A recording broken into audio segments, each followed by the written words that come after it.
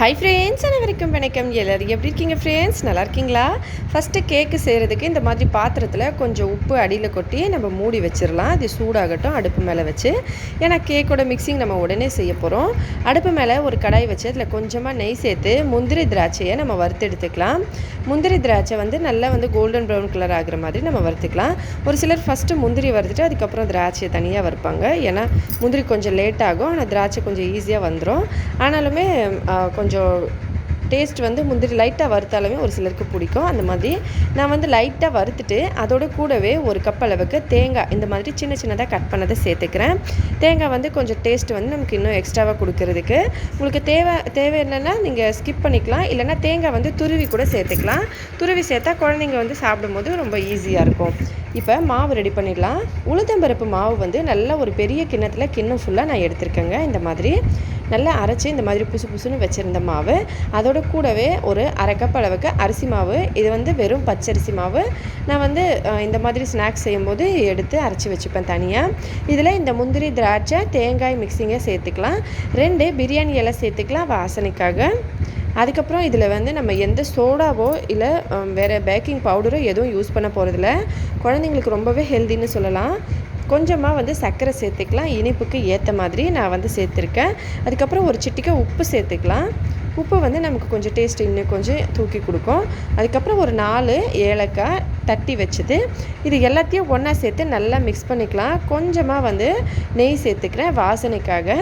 இப்போ எல்லாத்தையும் இந்த மாதிரி நல்லா மிக்ஸ் பண்ணிக்கலாம். மிக்ஸ் பண்ண அப்புறமா இந்த மாதிரி கன்சிஸ்டன்சி நமக்கு கொஞ்சம் கெட்டியாக இருக்கணும், நம்ம கேக் பேக்கிங் செய்கிற மாதிரி. அதனால் கொஞ்சமாக தண்ணி சேர்த்து நம்ம மிக்ஸ் பண்ணிடலாம்.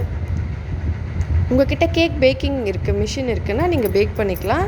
நார்மல் கேக் நம்ம எப்படி சுஜி கேக்கு செய்வோமோ அந்த மாதிரி. இல்லைன்னா நம்ம இந்த மாதிரி இட்லி பாத்திரத்தில் வேக வைக்கிற மாதிரி உப்பு கொட்டியும் வேக வச்சுக்கலாம். நான் இந்த மாதிரி பாத்திரத்தில் அடியில் உப்பு கட்டி சூடு பண்ணி வச்சுருக்கேன். நல்ல சூடான அப்புறமா நம்ம இந்த மிக்சிங்கை ஒரு கிண்ணத்தில் இல்லைன்னா கேக் பேக்கிங் ட்ரேயில் ஊற்றிக்கலாம். லைட்டாக நான் நெய் தடவிருக்கேன். இதில் வாசனைக்கு நல்லா இருக்கும்னு சொல்லி நெய் தடவிட்டு இந்த மாதிரி 4 சைடும் இந்த மாவை இதில் ஊற்றிக்கலாம். ஊற்றிட்டு உங்களுக்கு மேலே கார்னிஷிங் வேணும் அப்படின்னா மேலே இன்னும் கொஞ்சம் ட்ரை ஃப்ரூட்ஸு பாதியாக வச்சுட்டு நீங்கள் யூஸ் பண்ணியிருக்கலாம். நான் அப்படியே சேர்த்துட்டேன். இந்த மாதிரி குழந்தைங்க ஈவினிங் ஸ்கூல்லேருந்து வந்த உடனே இந்த மாதிரி செஞ்சு கொடுத்திங்கன்னா ரொம்ப விரும்பி சாப்பிடுவாங்க. பச்சரிசி மாவோடு இந்த உளுந்தம்பருப்பு செய்யும்போது செம்ம சூப்பராக இருக்கும். இப்போ இந்த மாவு அப்படியே நம்ம இந்த மாதிரி ஒரு ஸ்டாண்டு வச்சும் வைக்கலாம், இல்லைனா அப்படியே வைக்கலாம். நம்ம இதை ஜஸ்ட்டு கொஞ்ச நேரம் வேக வச்சு எடுத்தோம்னா சூப்பராக ரெடி ஆகிடுங்க. இதுக்கு மேலே இந்த மாதிரி கொஞ்சம் தண்ணியை வச்சுக்கலாம். ஏன்னா நல்லா வெயிட்டிங்காக இருக்கும். வெயிட் இருந்தால் நமக்கு ஈஸியாக வெந்து வந்துடும். நான் ஒரு 20 நிமிஷம் வச்சுருந்தேன். மீடியமான ஸ்லோ ஃப்ளேம், லாஸ்ட்டு சிம்மில். ஃபஸ்ட்டாக நல்லா சூடான அப்புறமா வச்சதுனால இப்போ இந்த மாதிரி செக் பண்ணிடலாம். கேக் ஒட்டாமல் வருது பாருங்கள், அவ்வளோதான். இப்போ சைட்லலாம் ஈஸியாக அதுவே வந்துட்டுருக்கு பாருங்கள். நீங்கள் செக் பண்ண வேண்டியது இந்த அப்படியே பார்த்தீங்கனாலே தெரியும் நல்லா சைடில் வந்திருக்கு. இதை அப்படியே திருப்பி போட்டு குழந்தைங்களுக்கு கட் பண்ணி கொடுங்க. ரொம்பவே ஹெல்தியானது.